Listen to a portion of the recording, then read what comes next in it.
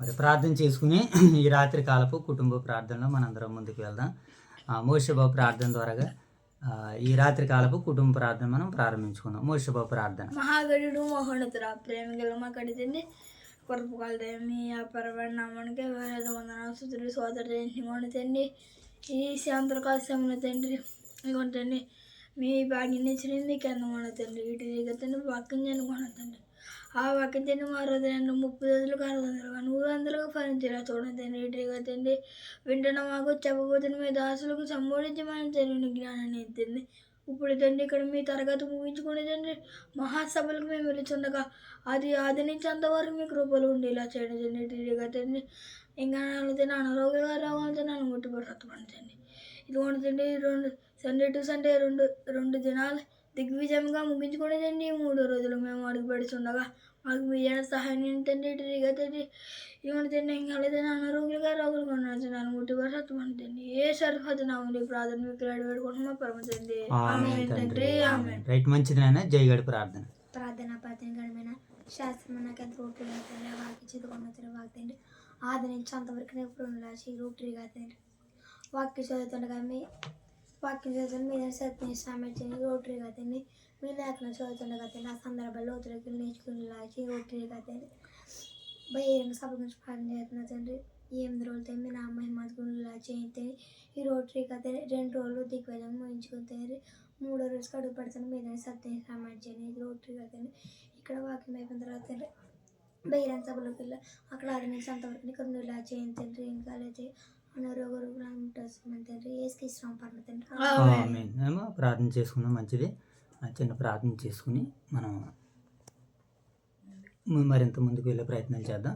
మహాగణుడివైన మా తండ్రి, మహోన్నతుడైన మా దేవ, పరిశుద్ధుడైన మా తండ్రి, మీ ప్రేమ కలిగిన నామానికి స్తుతులు స్తోత్రాలు ప్రభువా. తండ్రి రాత్రికాల సమయంలో కుటుంబ ప్రార్థనలు మీ సన్నిధి భాగ్యాన్ని మీ సన్నిధి కాంతులను యెషయా గ్రంథము 4-5 అధ్యాయాల ద్వారాగా మీరు మాకు అనుగ్రహిస్తున్నందుకు మీకు వందనాలు తండ్రి, స్తుతులు తండ్రి, స్తోత్రాలు ప్రభువా. తండ్రి ఇంతవరకు ప్రార్థించిన 2 బిడ్డల ప్రార్థన బట్టి నేను మీకు కృతజ్ఞతాస్తుతులు చెల్లించుకుంటున్నాను ప్రభు. ప్రార్థన పట్ల మరింత ఆసక్తిని మరింత పట్టుదలను ప్రార్థనలో పలకవలసినటువంటి పదాలు ప్రభు నాయన చెప్పగలిగేటువంటి నాయన మాట్లాడగలిగేటువంటి నాయన తండ్రి తెలివిని వివేకాన్ని నీ బిడ్డలు ఇరువురికి అనుగ్రహించమని వేడుకుంటున్నాను తండ్రి. అలాగే ప్రభు మరి యొక్క సమయంలో రాత్రికాల సమయంలో తండ్రి ఇది కుటుంబ ప్రార్థనలో భాగంగా యెషయా గ్రంథము 3-4 అధ్యాయాల ద్వారా నేడు మీరు మాతో మాట్లాడని సిద్ధపడుతుండగా మీ మాటలను చక్కగా శ్రద్ధగా అర్థం చేసుకున్నట్టుకు నాయన ఆలోచించుకున్నట్టుకు మీ సహాయం మాకు అనుగ్రహించండి తండ్రి. ప్రభువా నాయన మరి యొక్క సమయంలో తండ్రి మా యొక్క స్థానిక సంఘాలను ఓదూరు వైఎస్ఆర్ నగర్లో ఉన్నటువంటి సంఘాలను జ్ఞాపకం చేసుకుంటున్నాను తండ్రి. ఇది గత 2 రోజులుగా సండే టు సండే బహిరంగ సభలు మీకు మహిమకరంగా అనేకులకు ఆశీర్వాదకరంగా 2 రాత్రులునైనా 2 రోజులు మీ సహాయాలను అనుగ్రహించారు ప్రభా. ఇదిగో తండ్రి 3వ రోజులోనైనా నాయన ప్రారంభం ఇస్తున్నారు ప్రభా. ఇది ప్రారంభం మొదలుకొని ముగింపు అయ్యేంత వరకు తండ్రి ఈ 3 రోజులు కూడా మీ సహాయమును మీ సహకారం అనుగ్రహించండి. ఆశ్చర్యకరమైనటువంటి సంగతులనైనా ఆశ్చర్యకరమైనటువంటి పరిచయను మేము వీక్షించు ప్రభా.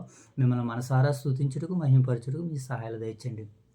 అలాగే నడిపిస్తున్నటువంటి దైవ సేవకులను అలాగే సహకరిస్తున్నటువంటి పెద్దలను పరిశుద్ధులను యువ సేవకు బృందాన్ని అంతటినీ సంఘ బిడ్డలందరినీ ఆయన రాబోతున్నటువంటి దైవ సేవకులను అందరినీ కూడా మీరు దీవించి ఆశీర్వదించమని తండ్రి ఈ తరగతిని నాయన యొక్క కుటుంబ ప్రార్థన ముగించుకుని ప్రభావ నాయన మీ సన్నిధానంలో నాయన ఆశ్చర్యకరమైనటువంటి రీతిలోనైనా మేము ఆనందించుటకు సంతోషించుటకు మీ సహాయమును సహకారమును మాకు అనుగ్రహించమని మా రక్షకుడైన యేసుక్రీస్తు వారి నామములో ఈ ప్రార్థన మీకు సమర్పిస్తున్నాము తండ్రి. రైట్ మంచిదినైనా మరి యొక్క సమయంలో యెషయా గ్రంథము 4-5 అధ్యాయాలని ఈ రాత్రికాల సమయంలో మరి కుటుంబ ప్రార్థనలో మనందరం నేర్చుకుంటూ ముందుకు వెళ్ళిపోదాం. నాయన యెషయా గ్రంథము 4వ అధ్యాయము మొదటి నుంచి చదువుకుందాం. ఓకేనా మోషే బాబు? రైట్. మొదటి వచనం. ఆ దినమున 7 స్త్రీలు ఒక పురుషుణ్ణి పట్టుకుని మేము అన్నమే తిందుము మా వస్త్రములే కట్టుకుందుము నీ పేరు మాకు పెట్టి నింద తీసివేయమని చెప్పుదురు. ఆ దినమున యెహోవా చిగురు మహిమయు భూషణము అగును. ఇశ్రాయేలులో తప్పించుకుని వారికి భూమి పంట అతిశయాస్పదముగాను శుభలక్షణముగాను వర్షముగాను ఉండును. నుండును. సియోనులో శేషించిన వారికి, సీయోనులో శేషించిన వారికి, యెరూషలేములో నిలవబడిన వారికి, యెరూషలేములో నిలబడిన వారికి, అనగా అనగా జీవము పొందుటకై జీవం పొందుటకై యెరూషలేములో యెరూషలేములో దాఖలైన ప్రతివానికి దాగైన ప్రతి వానికి పరిశుద్ధుడని పేరు పెట్టుదురు. పరిశుద్ధుడని పేరు పెట్టెదరు. తీర్పు తీర్చు ఆత్మ వలన, తీర్పు తీర్చు ఆత్మ వలన, దహించు ఆత్మ వలనను గ్రహించు ఆత్మ వలన ప్రభువు ప్రభు సియోను కుమార్తెలకున్న శ్రీయోను కుమార్తెలకున్న కల్మషమును కడిగివేయినప్పుడు కల్మషం కడిగివేసినప్పుడు యెరూషలేమునకు తగిలిన రక్తమును యెరూషలేము తగిన రక్తమును దాని మధ్య నుండి తీసివేసి దాని మధ్య నుండి తీసివేసి దాన్ని శుద్ధి చేయనప్పుడు దాన్ని శుద్ధి చేయనప్పుడు సియోను కొండలో నుండి సియోను కొండలో నుండి ప్రతి నివాస స్థలము మీదను ప్రతి నివాస స్థలం మీదను దాని ఉత్సవ స్తంభముల మీదను దాని ఉత్సవ స్తంభం మీదను పగలు మేఘదోమములను పగల మేఘదోములను రాత్రి అగ్నిజ్వాల ప్రకాశమును రాత్రి అగ్నిజ్వాల ప్రకాశమును యెహోవా కలుగుజేయును. యెహోవా కలుగజేయును. దేవుని నామానికి మహిమ కలుగును గాక. ఆమేన్. రైట్, మంచిదినైనా. ఇంకొక వచనం ఉందా? Sorry, right. చదువుకుందాం. మహిమ అంతటి మీద మహిమ అంతటి మీద ఆ, మహిమ అంతటి మీద మహిమ అంతటి మీద నీతి తాండముండును. నీతి తాండముండును. పగలు ఎండను పగలు ఎండను నీడగాను నీడగాను గాలివానకు గాలివానకు ఆశ్రయాస్పదముగాను హాస్యాస్పదముగాను చాటుగాను చాటుగాను పర్ణశాల ఒకటి ఉండెను. పర్ణశాల ఒకటి ఉండెను. దేవుని నామానికి మహిమ కలుగును గాక. ఆమేన్. రైట్, మంచిదైనా. మరి యొక్క సమయంలో 4వ అధ్యాయాన్ని పురస్కరించుకుని మరి 5వ అధ్యాయంలో ఉన్నటువంటి లేఖన భాగాలను కూడా చదువుకుంటూ నేటి పరిచర్యలో మరింత ముందుకు వెళ్ళే ప్రయత్నాలు చేద్దామేనా? ఓకేనా మోషబాబు? రైట్, చదువుకుందాం. నా ప్రియుని గూర్చి పాడేదును వినుడి, నా ప్రియుని గురించి పాడేదను వినుడి, అతని ద్రాక్ష తోటను బట్టి అతని ద్రాక్ష తోటను బట్టి నాకిష్టుడైన వాని గూర్చి నాకు ఇష్టడైన వాడి గురించి పాడేదును వినుడి. పాడేదను వినుడి. సత్తువ భూమి గల కొండ మీద సత్తువ భూమి గల కొండ మీద నా ప్రియునికి ఒక ద్రాక్ష తోట ఉండెను. నా ప్రియునికి ఒక ద్రాక్ష తోట ఉండెను. అక్కడ వేలు పెట్టి చూసుకుంటూ ఒక్కొక్కసారి అలాగా ఇటు ఒక జైతెలు ఒక్కొక్కసారి ఇలా వేలు పెట్టి చూసుకుంటూ మరలా ఒకసారి అక్కడ చూసుకుంటూ ఉండాలి. ఏమో సత్తువ భూమి గల కొండ మీద సత్తువ భూమి గల కొండ మీద నా ప్రియునికి ఒక ద్రాక్ష తోట ఉండెను. నా ప్రియునికి ఒక ద్రాక్ష తోట ఉండెను. ఆయన దానిని బాగుగా త్రవ్వి ఆయన దాన్ని బాగుగా త్రవ్వి రాళ్లను ఏరి రాళ్ళని ఏరి అందులో శ్రేష్టమైన ద్రాక్ష తీగలను నాటించెను. అందులో శ్రేష్టమైన ద్రాక్ష తీగలను నాటించెను. దాని మధ్యను దాని మధ్యన బూరుజుడు ఒకటి చేయించి ఊరులు ఒకటి వేయించి ద్రాక్ష తొట్టిని తొలిపించెను. ద్రాక్ష తోటి తొలిపించెను. ద్రాక్ష పండ్లు ఫలింపవలెనని ద్రాక్ష తోటలు పలింపవలెనని ఎదురు చూచుచుండెను. ఎదురు చూచి ఉండెను. గాని కానీ అది కారు ద్రాక్షలు కాచెను. అది కారు ద్రాక్షలు కాచెను. కావున కావున యెరూషలేము నివాసులారా, యెరూషలేము నివాసులారా, యోధావారులారా, యోధావారులారా, నా ద్రాక్ష తోట విషయము నా ద్రాక్ష తోట విషయము నాకు న్యాయము తీర్చుడి. నాకు న్యాయం తీర్చుడి. నేను నా ద్రాక్ష తోటకు నేను నా ద్రాక్ష తోటకు చేసిన దాని అంతటి కంటే చేసిన దానికంటే మరేమి దానికి చేయగలను? నేనేమి దానికి చేయను. అది ద్రాక్ష పండ్లు కాయనని అది ద్రాక్ష పండులు కాయనని నేను కనిపెట్టినప్పుడు నేను కనిపెట్టినప్పుడు అది కారు ద్రాక్షలు కాయుటకు అది కారు ద్రాక్షలు కాయటకు కారణమేమిటి? కారణం ఏమిటి? ఆలోచించండి. ఆలోచించండి. నేను నా ద్రాక్ష తోటకు నేను నా ద్రాక్ష తోటకు చేయబో కార్యము చేయబో కార్యము మీకు తెలియజెప్పేదను. మీకు తెలియజెప్పేదను. నేను అది మేపబడినట్లు అది మేపబడినట్లు దాని కంచెను కొట్టి వేసేదను. దాని కంచెను కొట్టి వేసేదను. అది ద్రాక్ష బండ్లను అది ద్రాక్ష బండ్లను దాని గోడను పడగొట్టి దాని గోడను పడగొట్టి దాన్ని పాడు చేసేదను. దాన్ని పాడు చేసేదను. అది శుద్ధి చేయబడదు, అది శుద్ధి చేయబడదు, పారతో త్రవ్వబడదు, పారలో త్రవ్వబడదు. దానిలో గచ్చ పొదలను దానిలో గచ్చ పొదలను బలురక్కస చెట్లను బరులక్క గచ్చులను బలిసియుండును. బలియును దాని మీద దాని మీద వర్ణింపవలదని వర్ణింపవలదని వర్షింపవలదని వర్షింపవలదని మేఘములకు ఆజ్ఞ ఇచ్చేదను. మేఘములకు ఆజ్ఞాయించెదను. ఇశ్రాయేలుల వంశము ఇశ్రాయేలు వంశము సైన్యములకు అధిపతియగు యెహోవా సైన్యములకు అధిపతియగు యెహోవా ద్రాక్ష తోట. ద్రాక్ష తోట యోధా మనుషులు యూదా మనుషులు ఆయనకి ఇష్టమైన వనము. ఆయనకి ఇష్టమైన వనము. ఆయన న్యాయము కావాలనని చూడగా ఆయన న్యాయం కావాలని చూడగా బలత్కారము కనబడిను. బలాత్కారం కనబడెను. నీతి కావాలనని చూడగా నీతి కావాలని చూడగా రోదనము వినబడిను. రోదనం వినబడెను. స్థలము మిగలకుండా స్థలము మిగలకుండా మీరు మాత్రమే దేశములో నివసించినట్లు మీరు మాత్రం దేశం నివసించినట్లు ఇంటికి ఇల్లు కలుపుకుని ఇంటికి ఇల్లు కలుపుకొని పొలమునకు పొలము చేర్చుకుని పొలంలోకి పొలం తెచ్చుకుని మీకు శ్రమ మీకు శ్రమ నేను చెవులారా వినునట్లును నేను చెవిరాల వినట్లును సైన్యములకు అధిపతియగు యెహోవా సైన్యకు అధిపతి యెహోవా స్పష్టముగా కష్టముగా ఈ మాట నాతో సెలవిచ్చెను. ఈ మాట నాతో సెలవిచ్చెను. నిజముగా గొప్పవియు నిజముగా గొప్పవి దివ్యమైనవియు దివ్యమైనవి ఇండ్లు అనేక నివాసములు లేక పాడైపోవును. ఇండ్లు అనేక నివాసులు పడకపోయాను. 10 ఎకరముల ద్రాక్ష తోట 10 ఎకరముల ద్రాక్ష తోట ఒక కుంచెడు రసమిచ్చెను. ఒకటి కుంచెడు రక్షించెను. తూమిడి గింజల పంట తూమిడి గింజల పంట ఒక పడియగును.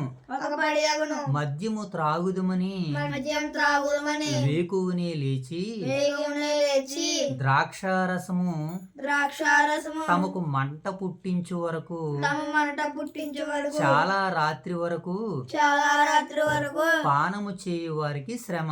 పానం చేయవారి శ్రమ. 12వ వచనం చదువుకుందాం.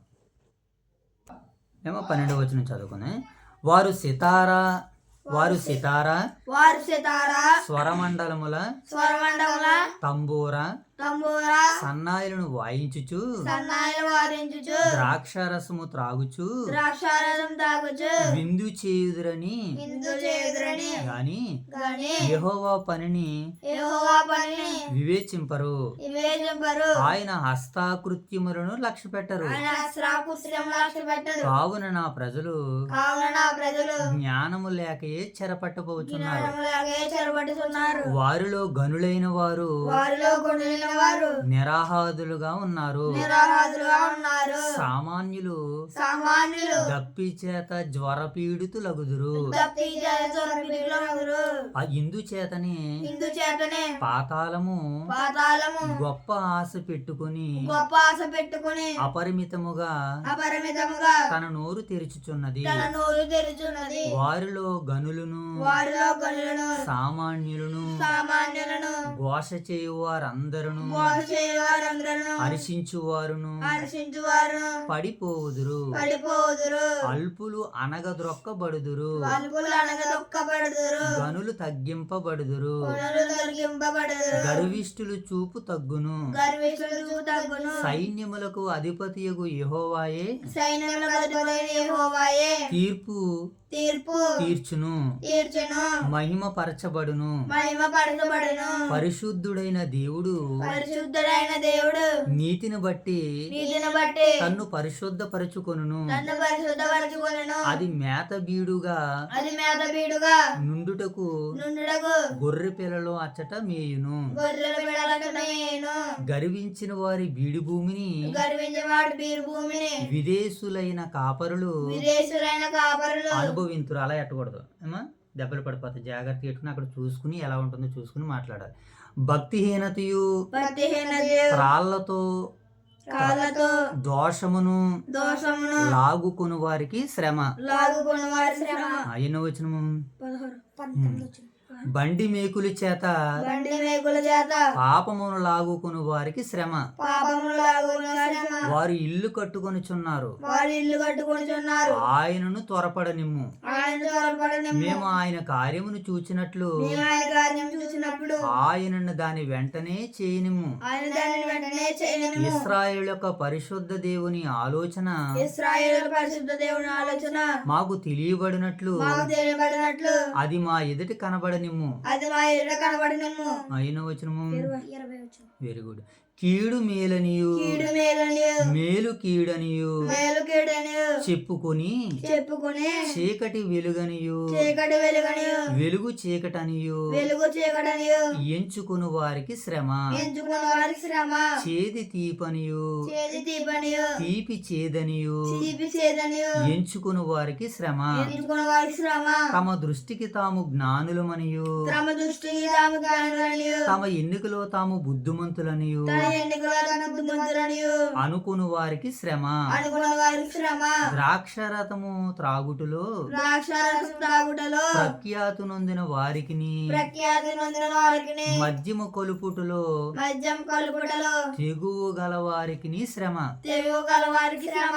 వారు లంచం పుచ్చుకుని వారు లంచం పుచ్చుకొని దుష్టుడు నీతిమంతుడని తీర్పు తీర్చుదు. దుష్టుడు నీతిమంతుడని తీర్పు తీర్చదు. నీతిమంతుల నీతిని నీతిమంతుడు నీతిని దుర్నీతిగా కనబడి చేయుదురు. దుర్నీతిగా కనబడి చేయదు. సైన్యములకు అధిపతియగు యెహోవా సైన్యాలకు అధిపతి యెహోవా ధర్మశాస్త్రమును నిర్లక్ష్య పెట్టుదురు. ధర్మశాస్త్రం నిలబెట్టుదురు. ఇశ్రాయేలు యొక్క పరిశుద్ధ దేవుని వాక్కును ఇశ్రాయేలు పరిశుద్ధ దేవుని వాక్యమును తృణీకరించెదరు. తృణీకరించదురు. కాబట్టి కాబట్టి అగ్ని జ్వాలల కొయ్యలుగాను అగ్నిజ్వాల కొయ్యలుగాను కాల్చివేయినట్లు కాల్చివేయినట్లు ఎండిన గడ్డి మంటిలో ఎండిన గడ్డి మంటిలో భస్మమగునట్లు భస్మమగినట్లు వారి వేళ్లు కుళ్ళిపోవును. వారి వేళ్ళు కుళ్ళిపోవును. వారి పువ్వు ధూళి వలె పైకి ఎగురును. వారి పువ్వు పూలు వలె పైకి లేగును. దానిని బట్టి దాన్ని బట్టి యెహోవా కోపము యెహోవా కోపము ఆయన ప్రజల మీద మండుచున్నది. ఆయన ప్రజల మీద మండుచున్నది. ఆయన వారి మీదకి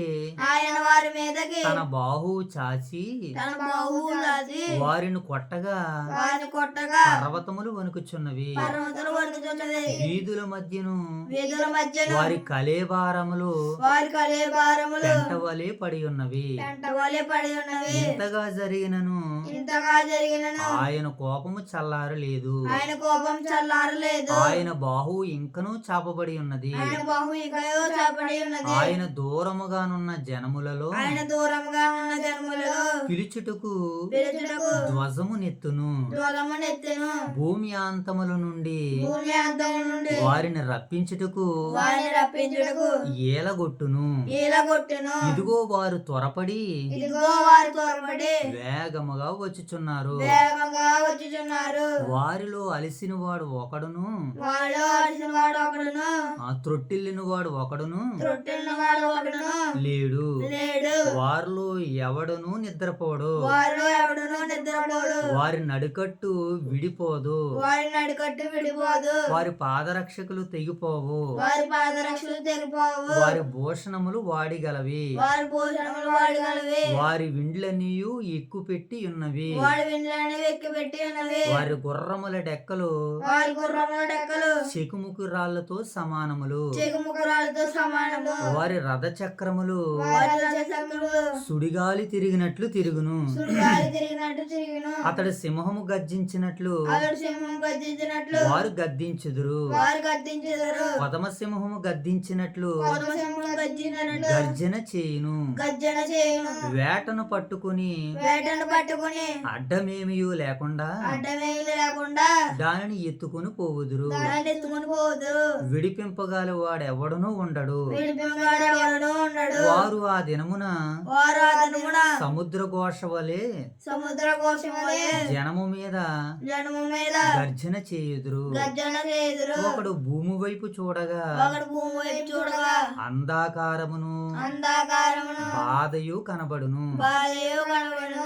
అంతటా ఆ దేశము మీదకి అంతటా దేశం మీదకి వెలుగు వెలుగు మేఘముల చేత మేఘముల చేత చీకటి అగును. చీకటి అగును. దేవుడి యొక్క పరిశుద్ధ వాక్యాన్ని నేడు మన వినికిడిలో ఫలింపజేయను గాక. ఆమేన్. రైట్, మంచిదినైనా మరి రాత్రికాల సమయంలో ఈ కుటుంబపు ప్రార్థనలు మరి దేవుడు తన సన్నిధి కాంతుల్ని తన సన్నిధి భాగ్యాన్ని మరి మనకు అనుగ్రహించి మరి ఆయన చిత్తంలో మనల్ని ముందుకు నడిపిస్తున్న పరలోకమందున్న కన్న తండ్రికి నా కృతజ్ఞతలు తెలుపుకుంటూ మరి ఈ సమయంలో యెషయా గ్రంథము 1వ అధ్యాయము 2వ అధ్యాయం 3వ అధ్యాయం ముగించుకుని మరి నేటి సమయంలో మనము 4వ అధ్యాయంలోనికి 5వ అధ్యాయంలోనికి కొన్ని సందర్భాలను ఆలోచించి అర్థం చేసుకునేటువంటి ప్రయత్నాలు చేద్దాం. ఇక ఈ 4వ అధ్యాయాన్ని చాలా టూకీగా మనం మాట్లాడేసుకుందాం. ఇక ఎందుకంటే మరి దీన్ని ముగించుకుని మనం బహిరంగ సభకి వెళ్ళాలి కనుక మనం ప్రార్థనలో జ్ఞాపకం చేసుకున్నట్లు ఇప్పుడు టూకీగా దీంట్లో ఉన్నటువంటి మాటను మనం చదివేసుకుందాం. 4వ అధ్యాయంలో దేవుడు ఏమని మాట్లాడుతున్నాడు అని అంటే, ఇది మనం ఏమని చెప్పుకున్నాం, యెషయా గ్రంథము ప్రవచన గ్రంథము ఏనా, యెషయా గ్రంథము భూత వర్తమాన భవిష్యత్తు కాలాలకి సంబంధించినటువంటిది కనుక భవిష్యత్తులో యోధా వారు ఆల్రెడీ మరి వారు పాడైపోయినటువంటి విధిని జ్ఞాపకం చేసుకుంటున్నాడు. అంతకుముందు దేవుడు వారిని బాగు చేయడానికి చెప్పినటువంటి మాటలను కూడా జ్ఞాపకం చేసుకుంటున్నాడు. భవిష్యత్తులో వారికి ఏం సంభవించబోతుందో దానిని కూడా సూచించి మాట్లాడుతున్నాడు. ఇక్కడ ఈ రాయబడినటువంటి సందర్భాన్ని మనం బాగా అర్థం చేసుకుందాం. ఆ దినమున 7 స్త్రీలు ఒక పురుషుని పట్టుకుని, మేము మా అన్నం మేమే తింటాము, మాకు వస్త్రం మేము పెట్టుకుంటాం, నీవు మాకు పెనుమిటిగా ఉండినట్లు నీ పేరు మాకు పెట్టుమని అడుగుతారట. ఇశ్రాయేలులో కొంతమంది ఇలాగ అడుగుతారట. అంటే దీనికి అర్థం ఏంటంటే, దేవుడిని మేము నీకు పిల్లలుగా ఉంటామని అడుగుతున్నారు. దేవునికి పిల్లలుగా ఉండాలంటే వీళ్ళకి ఏముండాలి, దేవుడు చెప్పిన ఆజ్ఞల ప్రకారంగా జీవించాలి. కానీ వీళ్ళు ఎలా ఉన్నారో, దేవుని ఆజ్ఞలను పక్కన పెట్టి ఇతర దేవీ దేవతలను పూజిస్తూ ఇప్పుడు నీవు మాకు దేవుడిగా ఉండు అని అడుగుతున్నటువంటి ఈ సందర్భంలో కింద ఒక మాట అంటున్నాడు దేవుడు. ఆ దినమున యెహోవా చిగురు మహిమయు భూషణమును ఇశ్రాయేలులో తప్పించుకుని వారికి భూమి పంట అతిశయాస్పదముగాను శుభలక్షణముగాను ఉండును. సీయోనులో శేషించిన వారికి యెరూషలేములో నిలబడిన వారికి అనగా జీవం పొందుటకే యెరూషలేములో దాఖలైన ప్రతిదానికి పరిశుద్ధులని పేరు పెట్టుదురు. అంటే దేవుడు ఇక్కడ ఏమని చెప్తున్నాడనంటే, నీతి చిగురు అనేటువంటి దాన్ని నేను పుట్టిస్తాను. ఆ నీతి చిగురు ఎవరనంటే ప్రభు అయిన యేసుక్రీస్తుల వారు. ఈరోజు అప్పటికి ఆనాటికి లోకంలో అనేకమైనటువంటి వాటిని ఆరాధించినటువంటి వీళ్ళందరూ కూడా ప్రభు అయిన యేసుక్రీస్తుల వారిని తెలుసుకుని, నీవే మాకు భర్తగా, నీవే మమ్మల్ని సృజించిన వాడు అని తెలుసుకుని ప్రతి ఒక్కరు కూడా మరి యేసుక్రీస్తుల వారిని విశ్వసిస్తారని చెప్పడానికి ఈ అధ్యాయంలో నీతి చిగురు అనేటువంటి మాట కనబడుతుంది. ఈ నీతి చిగురు ఎవరిని సూచిస్తుందని అంటే దావీదు గారిని సూచిస్తున్నట్లుగా మనం కనబడుతుంది. ఆ దావీదు గారు ఏమన్నారని అంటే,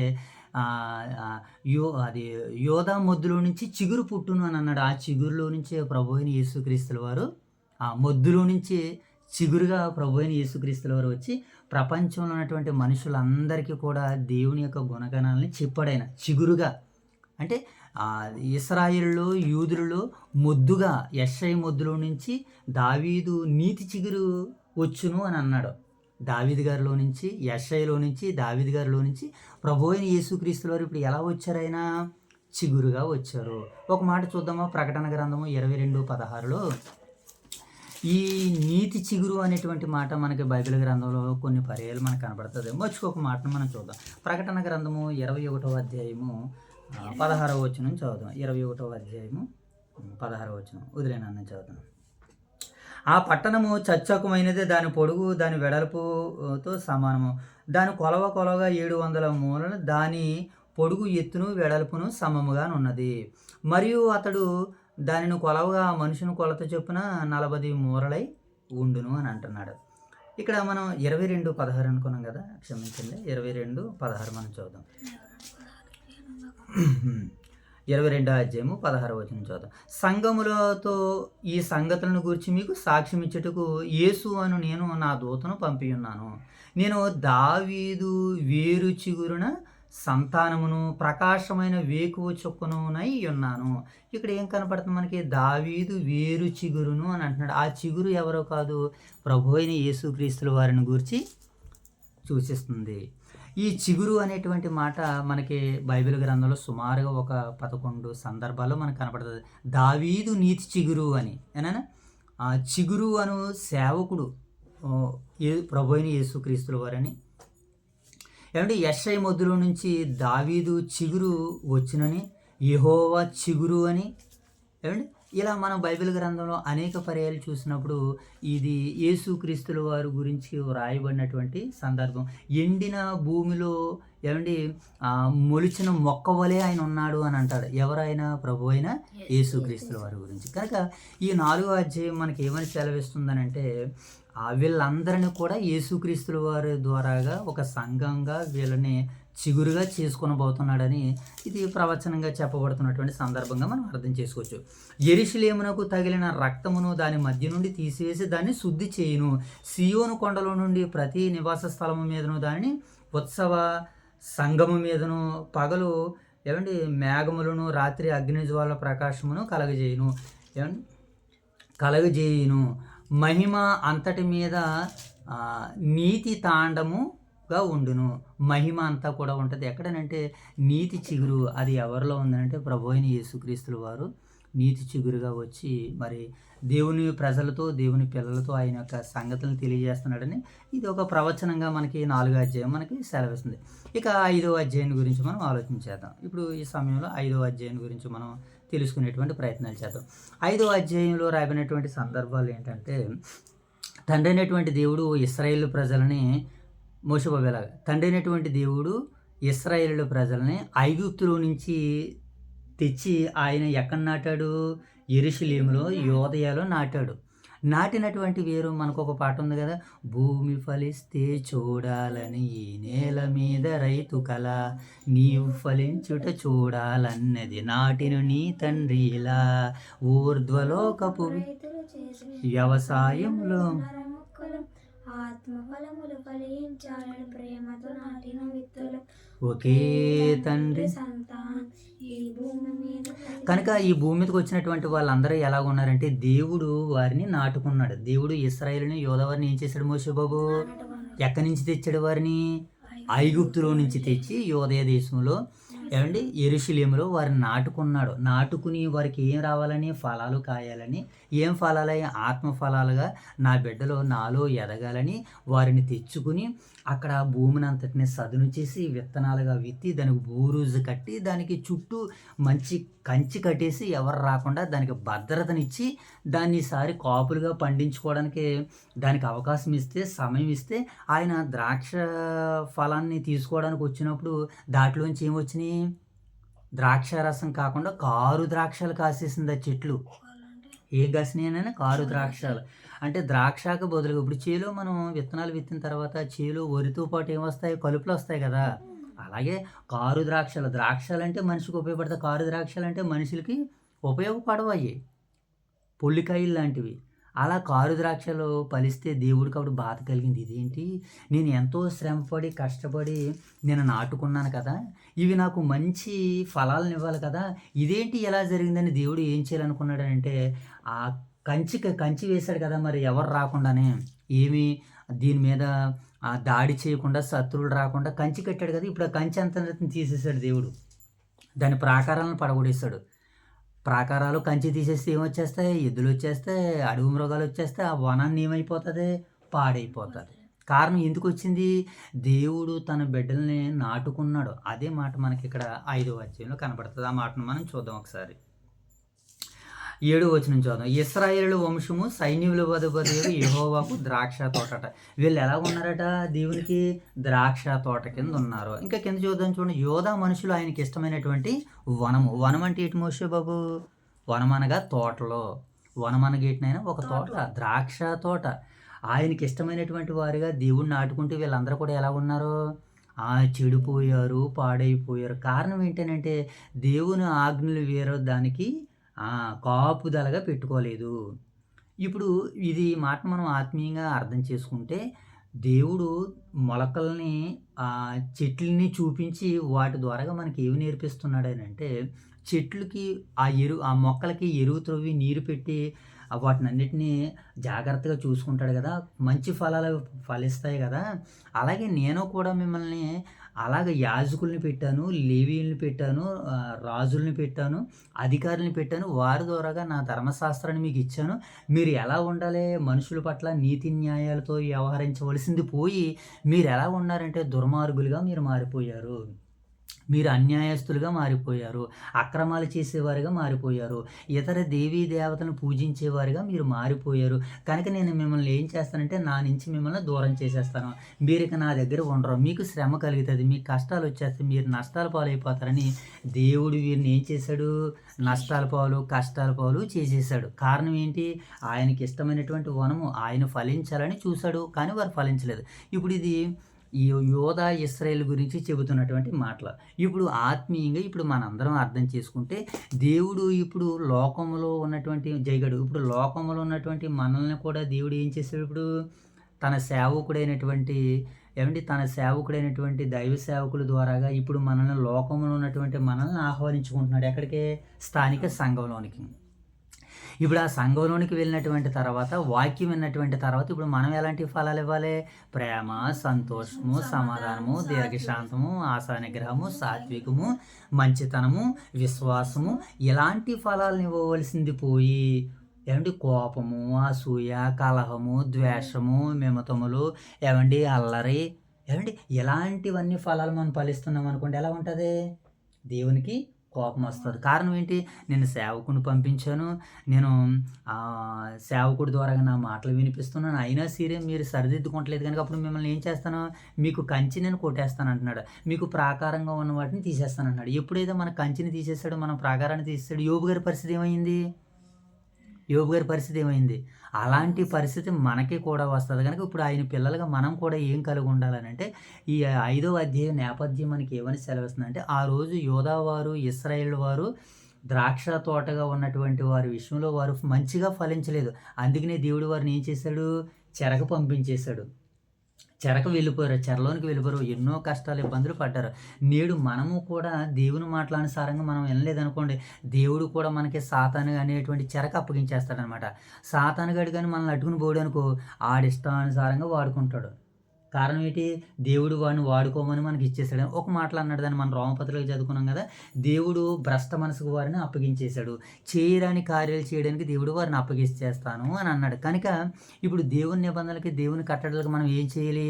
లోబడుతూ భయపడుతూ ఉండాలి. కారణం ఏంటంటే యోధావనము ఆయనకి ఇష్టమైనటువంటి ద్రాక్ష తోట, యోధావారు ఆయనకి ఇష్టమైనటువంటి వనము అని వ్రాయబడింది. ఇక ఈ మాటలను మనం ఇంకా టూకీగా అర్థం చేసుకోవడానికి మనం ప్రయత్నం చేయగలిగినట్లయితే, ఇప్పుడు దేవుడు ఇశ్రాయేలు ప్రజలకి ఏం చేస్తానని చెబుతున్నాడు? దాని కంచిని తీసేస్తానంటున్నాడు. ఏం కావాలని కనిపెట్టాడైనా? మంచి ఫలాలు కావాలని కనిపెట్టాడు, కానీ 6 ఫలాలు వచ్చేసినాయి. ఇప్పుడు ఏం చేస్తానని అంటున్నాడు? కంచి తీసేస్తాను, దాని ప్రాకారాన్ని తీసేస్తాను, ఇప్పుడు అన్నీ వచ్చి దాన్ని పాడు చేసేస్తాయి అని చెబుతున్నాడు. ఇప్పుడు నా వనమైనటువంటి యోధ ఏమైపోయింది అంటున్నాడు? ఆయన పాడైపోయింది అంటున్నాడు. ఇప్పుడు పాడైపోయిన ఆయన వనాన్ని ఏం చేయలేనంటే దాన్ని చక్కగా తీర్చిదిద్ది దేవుని మహిమ కొరకు చూడాలనుకుంటే, దాంట్లో దేవుని మహిమ కనిపించబోయేసరికి దేవుని కోపం వచ్చి దాన్ని అంతటిని తీసేస్తానని అంటున్నాడు. ఇప్పుడు ద్రాక్ష తొట్టి తులిపిచ్చేస్తాను అంటున్నాడు, అక్కడ ఉండనివ్వని అంటున్నాడు. ఏమంటే కారణం ఏంటి? అది ఎందుకు ఈ భూమిని వ్యర్థం చేయలేక దాన్ని తీసేసి ఇంకా వేరొక మొక్కలు వేసుకుంటానన్నాడు. ఇప్పుడు మనం కాకపోతే వేరొకరు ఎవరినన్నా దేవుడు వాడుకుంటాడు. మనం దేవుడు వాడుకుంటున్నప్పుడు ఆయనకు అనుకూలంగా మనం లేవనుకోండి, మనల్ని మానేసి ఇంకొకరిని వాడుకుంటాడు కదా దేవుడు. దేవునికి ఏమైనా తక్కువ? జనాలు బోల్డంతమంది పిల్లలు ఉన్నారు కనుక వాళ్ళందరినీ మనసులో పెట్టుకుని మాట్లాడుతున్నాడు ఇప్పుడు దేవుడు. ఇప్పుడు మనల్ని దేవుడు సంఘంలో నాటుకున్న తర్వాత మనం కూడా ఎలాంటి ఫలాలు ఫలించాలి? మోషే బాబు, మంచి ఫలాలు ఫలించాలి. ఆ మంచి ఫలాలు మనం చూసినప్పుడు ఆత్మ ఫలాలని మనకు చెప్పబడుతుంది. ఏంటైనా ఫలాలు? ఆత్మ ఫలాలు. రెండోది వెలుగు ఫలంగా మనం ఉండాలి. ఎలాగా? వెలుగు ఫలంగా ఉండాలి. తర్వాత మూడోది నీతి ఫలము అని అన్నాడు. ఏంటైనా? నీతి ఫలము. తర్వాత సువార్త ఫలము. ఏంటైనా? తర్వాత సువార్త ఫలము. తర్వాత జిహ్వ ఫలము. ఏమండి ఎలాంటి ఫలాలను మనం ఏం చేయాలన్నమాట? ఫలించాలి. ఎలాంటి ఫలాలు మనం ఫలించాలి, కానీ ఎలాంటి ఫలాలు ఫలించట్లేదు. అందుకని యేసుక్రీస్తుల వారు కూడా ఒక ఉపమానం చెప్పాడు. ఒక ద్రాక్ష తోటలో అంజూరపు చెట్టు ఒకటి ఉన్నది. ఇప్పుడు ద్రాక్ష పళ్ళు ఎత్తుకోవడానికి వచ్చినప్పుడు ఆయనకి ద్రాక్ష పళ్ళు ఏం కనపడలేదని ఉపమానం చెప్పాడా? ఆయన ఒక ద్రాక్ష తోటను కట్టాడని మనకి అనేక సందర్భాల్లో మనకి బాగా కనబడుతుంది. మత్తయి సువార్త 21:33 ఒకసారి తినండి. మత్తయి సువార్త 21:33 ఒక మాట మనం చదువుకుందాం. అలాగే మార్కు సువార్త 12:1, లూకా సువార్త 29 ద్రాక్ష తోటను గురించి ఉపమానాలు, ఫలాల కొరకు మరి యజమానుడు పంపుతున్నట్లుగా యజమానుడు పంపాడు. ఎవరిని పంపాడు? ద్రాక్ష తోటలో ఉన్నటువంటి ఇంకా వద్దులే, మనకి సమయం అయిపోతుంది కనుక మనం క్లోజ్ చేసుకుందాం. ఏమంటే యేసుక్రీస్తుల వారిని పంపించాడు కదా దేవుడు యోధా వనంలోనికి. ఏమంటే ఏంటది? మన ద్రాక్ష వనంలోనికి యజమానుని పంపించాడు. యజమానుడు అనగా తండ్రి అయినటువంటి దేవుడు కుమారుని పంపిస్తే, ఈ కుమారుని ఇశ్రాయేలు ప్రజలు అందరికీ కూడా ఏం చేశారు? ఆయన్ని చంపేశారు కదా. ద్రాక్ష తోట యజమానుడు తన కుమారుని పంపించాడు. ముందు పనివారిని పంపించాడు. ముందు కొంతమందిని తన దగ్గర ఉన్నటువంటి పనివారిని పంపించాడు. పనివారిని చంపేశారు, కొట్టారు. తర్వాత తన దగ్గర ఉన్నటువంటి మరికొంతమందిని పంపించారు, వాళ్ళని కొట్టేశారు. తర్వాత తన సొంత కుమారుని పంపిస్తే ఆయన్ని కూడా కొట్టేసి చంపేసి ఇతను యజమానుడు కుమారుడికి ఇతను చంపేస్తే ఆస్తి మనది అయిపోతుందని. కనుక ఇలా ఆ ప్రభు అయిన యేసుక్రీస్తుల వారిని కూడా కొట్టి చంపారు కనుక ఈ సందర్భాలు మనకి ఈ విధానాన్ని సెలవిస్తున్నాయి. కనుక ఇప్పుడు మనం సంఘానుకూలమైనటువంటి మనము ఫలించవలసినటువంటి ఫలాలు ఏంటంటే వెలుగు ఫలము, ఆ తర్వాత నీతి ఫలము, తర్వాత ఏమండి సువార్త ఫలము, జేహవ ఫలము, ఇలాంటి ఫలాలను ఫలించాలని దేవుడు కోరుకుంటున్నాడు. కనుక ఇలాంటి ఫలాలు మనం ఫలించలేదనుకో దేవుడు వాళ్ళందరికీ శ్రమలోనికి తీసుకుని వెళ్ళిపోతానన్నాడు. ఏంటి ఆ శ్రమ? మనం చదువుకున్నాం కదా, 8వ వచనం నుంచి ఒకసారి 8వ అధ్యాయం 10వ వచనం 8వ వచనం చదువు చూడండి. 8వ వచనం, నీతి కావాలని చూడగా రోదనము వినబడును. 8వ వచనం, ఇంటికి ఇల్లు కలుపుకుని పొలమునకు పొలము చేర్చుకునే వారికి శ్రమ. ఏంటంటే వీళ్ళకి ఇంటికి ఇల్లు కలుపుకుని పొలానికి పొలాన్ని చేర్చుకున్న వారికి శ్రమ. ఇది ఎందువల్ల వచ్చింది? వీళ్ళకి ధర్మశాస్త్రాన్ని వినకపోవడం బట్టి. ధర్మశాస్త్రం ఏం చెప్పింది? నిన్ను వలె నీ పొరుగువారిని ప్రేమించమంది. నీకు ఏదైతే ఉన్నదో నీ దానిని బట్టి నిన్ను వలె నీ పొరుగువారిని ప్రేమించాలి తప్ప నీది ఏది ఆశించవద్దని చెప్పింది. కానీ వీళ్ళ ధర్మశాస్త్రాన్ని పక్కన పెట్టి ఇల్లుకి ఇల్లు ఏం చేస్తున్నారు? కలిపేసుకుంటున్నారు. 50 సంవత్సరాలకి భూమి మరొకరికి ఇచ్చేయాలి, కొన్న భూమి మరొకరికి ఇచ్చేయాలి, వీళ్ళ దగ్గర ఉంచుకోవడానికి లేదు. దేవుడు అంతటి నిబంధనలు పెట్టాడు. కనుక అలాంటి వారికి శ్రమ. ఇప్పుడు దేవుడు వీళ్ళని దేనికి అప్పగించేస్తానంటున్నాడు? మొదటి శ్రమలోని ఇలా దేవుడు 7 శ్రమల గురించి మాట్లాడాడు. వీళ్ళందరికీ ఎన్ని శ్రమలనైనా 7 శ్రమల గురించి మాట్లాడి 8 నుంచి 10 వచనాల్లో మొదటి శ్రమ మనకు కనబడుతుంది. మొదటి శ్రమ. అలాగే 11 నుంచి 17 వరకు రెండవ శ్రమ. మొదటి శ్రమ ఏంటి? భూముల్ని మనం ఎదుటి వారిది ఏం చేయకూడదు? ఆశించకూడదు. ఆశించి ఎదుటివారు భూములు కలుపుకుంటే మనకి శ్రమ అన్నాడు. ఇక రెండవ శ్రమను మనం చూసినప్పుడు శరీర సుఖాల కొరకు మనం ఎదుటివారిది కూడా ఏది కూడా ఆశించకూడదు. ఒకవేళ అలా ఆశిస్తే రెండవ శ్రమ కూడా మనకి వస్తుంది అంటున్నాడు దేవుడు. ఆ రోజు వరకు వచ్చింది వాళ్ళందరికీ. ఒకసారి కీర్తన 108:2 చూడండి. ఒకసారి కీర్తనల గ్రంథము 102వ అధ్యాయము 108వ అధ్యాయం 2వ వచనం చదువుదాం. ఒకసారి కీర్తనల గ్రంథము 108వ అధ్యాయము 2వ వచనం చదువుకుందాం. 108:2. స్వరమండలమా సితారా మేలుకొనుడి, నేను వేకువనే లేచెదను. స్వరమండలమా సితారా మేలుకొంటే నేను వేకువనే లేచేదని అంటున్నాడు. ఆయన స్తుతించే పనిలో ఉండవలసినటువంటి వీళ్ళు ఏ పనిలో ఉన్నారు? సరదాలకి సంతోషాలకి ఆనుకుని ఏం చేస్తున్నారు? వీళ్ళు పగలనక రాత్రనక ద్రాక్షారసాన్ని సేవిస్తున్నారనమాట. అదే అంటున్నాడు చూడండి, మనకి 17 వచనంలో మనకు కనబడుతుంది. కానీ పొద్దునుంచి వీళ్ళ సందాల వరకు ఏం చేస్తున్నారు? వీళ్ళు ద్రాక్షారసాన్ని సేవిస్తూ ఉన్నారు. అలా ద్రాక్షారసం తాగిన వారికి శ్రమ, ఎదుటివారు భూమిని నాశించినటువంటి వాడికి శ్రమ అన్నాడు. ఇక 3వ శ్రమను మనం చూసినప్పుడు భక్తిహీనత వచ్చేసి ఏమైపోతున్నారు? వీళ్ళు దేవుణ్ణి భక్తితో సేవించవలసినటువంటి వీళ్ళు భక్తిహీనుడిగా మారిపోయారు. కనుక వీళ్ళకి కూడా ఏమొస్తుంది? ఇప్పుడు దేవుడు శ్రమ పెడతానంటున్నాడు. ఇది 3వ శ్రమ. ఇక 4వ శ్రమలో మనం చూసినప్పుడు మేలు కీడని కీలు మీడని ఎంచుకుంటారండి చాలామంది. అన్నం లేకపోయినా సరే ఇలా ఏం కూర అన్నాం అనుకో, ఇలా కోడి మాసం అని అంటారు. వాస్తవానికి వాళ్ళు పాపం కోడి మాసం వండుకోరు, కానీ వారికి లేదు. కానీ ప్రెస్టీజ్కి వెళ్ళి ఏమంటారంటే కీడు మేలని మేలు కీడని అనుకునే వారికి ఏమంటున్నాడు దేవుడు? శ్రమ అంటున్నాడు. ఇది ఎన్నో శ్రమ? ఇది 3వ శ్రమ. 4వ శ్రమ. ఇక 5వ శ్రమను మనం చూసినప్పుడు చాలామంది గర్విష్ఠులుగా ఉన్నారు, అహంకారులుగా ఉన్నారు, అతిశయస్వరులుగా ఉన్నారు. కనుక అలాంటి వారికి కూడా దేవుడు ఏం చేస్తానన్నాడు? శ్రమల పాలు మిమ్మల్ని చేసేస్తాను, మీరు జాగ్రత్తగా ఉండండి, ఆయన మీరు గర్వించొద్దు, లోబడి ఉండండి అంటున్నాడు. ఏమంటే చాలామంది గర్వించినటువంటి వారి జాబితా మనకు కనపడుతుంది. కనుక అలా ఉండవద్దు. ఇది 5వ శ్రమ. 6వ శ్రమను మనం చూసినప్పుడు ఏమంటే ఇంకా 6వ శ్రమలో మనం చూస్తున్నప్పుడు కొన్ని విషయాలు మనకు కనపడుతూ ఉంటుంటాయి. కానీ అలాగే 7వ శ్రమలోకి ఏం చేస్తానంటే వారిని చెరలోనికి పంపించేస్తాడు. ఎక్కడ పంపించేస్తానని ఆయన? చెరలోనికి పంపించేస్తున్నాడు. కనుక యోధ ఆయనకి ఇష్టమైన వనము. ఆ వనము ఎలా ఉండాలంటే దేవునికి మహిమ తెచ్చేదిగా ఉండాలని దేవుని వాక్యము, పరిశుద్ధ వాక్యం మనకి సెలవిస్తుంది. కనుక మరింతవరకు చదవబడినటువంటి వాక్యాలు నేడు మన వెనుకడిలో ఫలింపజేయాలని దేవాతి దేవుని వేడుకుంటూ కోరుకుంటూ మరి ప్రార్థన చేసుకుని ఈ రాత్రి కాలపు కుటుంబ ప్రార్థన మనం ముగించుకున్నాం. ప్రార్థన మోసభ ప్రార్థన. మహావీరుడు మహోన్నతుడ ప్రేమగల మా కంటే కొరకు కదేమి ఆ ప్రేమ నామనికి వెళ్ళదు ఇటు జగతను వాకించని ఉండదండి వెనుబడి వాకి మరోదన 30 అర్థంగా 100 ఫైన్ చేయాలి ఉండదండి ఇటు కదండి ఇంకా వెళ్తాను రోగాలు ఉంటుందని ఒడి పడుతుందండి ఎనిమిది ఈ తరగతులు ముగించుకునేదండి. ఆ సభలకు వెళ్తుండగా మాకు మీదన్నా తెలివి జ్ఞానం ఏంటంటే ఇటు దిగుతుంటే ఇంకా వెళ్తాను అనారోగ్యంగా రోగులు కొనేదండి అనుభూతి కూడా సత్తుపడతాడు. ఏ కృష్ణ పెట్టిన పడదండి రావు. జయ తల్లి ప్రార్థన. పరిచయం గడిమైన శాస్త్రం కానీ రోటరీ కదండి. వాకి చదువుకోనికి వాకి రాదని చంపడానికి పుల్ల చేయడానికి కానీ రోటరీ కదండి. వాకి చదువుగా మా మొన్న తెలిసిన ఎందుకని రోటరీ కదండి. వాక్య చదువుతుండగా మీద సత్య సంబంధించిన కానీ రోటరీ కాదండి ఈ రోటరీ కాదండి మీ లేఖనం చదువుతాను మీద సత్య సంబంధించిన కానీ రోటరీ కాదండి ఈ తరగతి ముగించుకుని తండ్రి మేము సభలో కలుతుండగా మీద సత్య సంబంధించింది అక్కడ ఉన్న సేవకులందరినీ దీవించండి పాడుతున్న వాళ్ళని దీవించి మా మంచి సాధన ఏంటంటే ఇంకా తండ్రి అనిపిస్తుంది తీసుకున్నాం కావతండి ఆమేన్. మహాగణుడైన మా తండ్రి, మహోన్నతుడైన మా దేవ, పరిశుద్ధుడైన మా తండ్రి, మీ ప్రేమ కలిగిన నామానికి స్తుతులు చెల్లించుకుంటున్నాం ప్రభా. ఈ రాత్రికాల సమయంలో కుటుంబ ప్రార్థనలో భాగంగానైనా యేషయా గ్రంథము 4, 5 అధ్యాయాలను బైబిల్ పఠనంగా లేఖన భాగాలని చదువుకునేటువంటి చక్కటి భాగ్యాన్ని ఇచ్చారు ప్రభా. కేవలం నాయన బైబిల్ చదవాలి నాయన, బైబిల్ పఠనంగా లేఖనాలను చదవాలి ప్రభా. దాని ప్రకారంగా మేము జీవించాలని ఆశపడుతున్నప్పుడు ప్రభా, ఆ లేఖనాల్లో ఉన్నటువంటి కొంత సారాన్ని, కొంత అవగాహన మీరు మాకు అనుగ్రహించారు తండ్రి. ఇక నాయన పూర్తి అవగాహన వచ్చేలాగానైనా మాకు నాయన తెలివిని దయచేయండి, జ్ఞానాన్ని దయచేయండి, బుద్ధిని దయచేయండి, వివేచన దయచేయమని వేడుకుంటున్నాం తండ్రి. ఇంతవరకు జరిగిన ఈ పరిచర్య మీకు మహిమకరంగా, మాకు దీవెనకరంగా మీరు జరిగించినందుకే కృతజ్ఞతలు తెలుపుకుంటున్నాం ప్రభా. అలాగే తండ్రి ఈ యొక్క సమయంలో నాయన ఊదురు వైఎస్ఆర్ నగర జంట నగరాల ద్వారాగా జరుగుతున్నటువంటి బహిరంగ సభలు 2 రోజులు పూర్తి చేసి 3వ రోజులకు మమ్మల్ని నడిపించారు ప్రభా.